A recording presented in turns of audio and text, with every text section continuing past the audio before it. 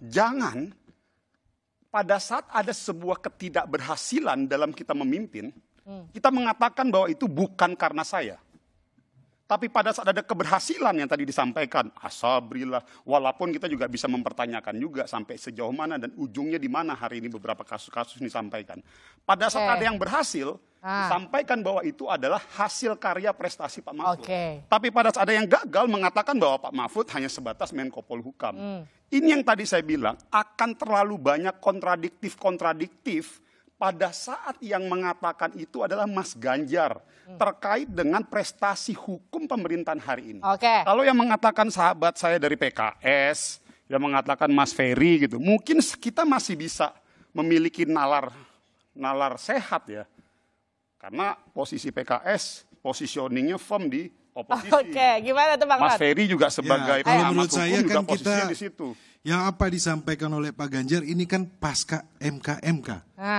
Yang publik melihat bagaimana seorang pemimpin lembaga tertinggi pengadilan itu dikenakan sanksi pelanggaran etik berat.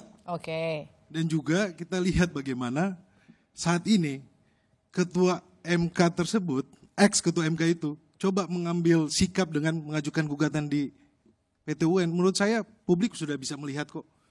Jadi apa yang disampaikan oleh Pak Ganjar itu adalah konteks Mahkamah Konstitusi. Ini merupakan kemunduran yang ada di Republik ini dan ini menjadi nokta hitam dalam penegakan hukum kita, konstitusi kita, dan demokrasi kita. Ini yang perlu kita highlight selalu bersama. Jangan kita lupakan. Proses gugatan di MK, Menko Polhukamnya masih Pak Mahfud MD.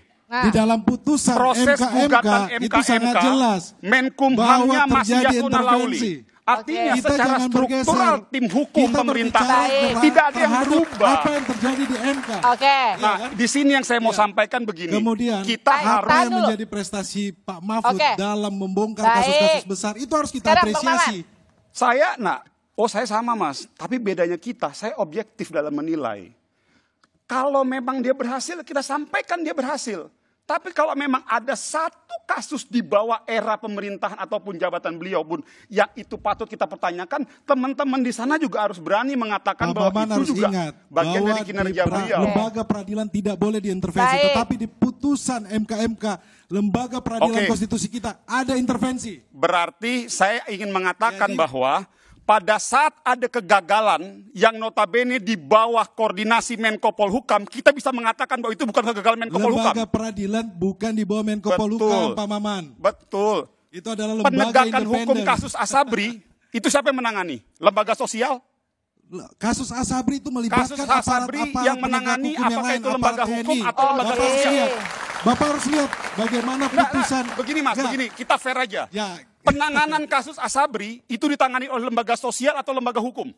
Itu berhasil loh. Iya, makanya saya mau tanya. Penanganan, simpel aja kita. Kasus Indosuria. Penanganan kasus Asabri yang menangani lembaga sosial atau lembaga hukum?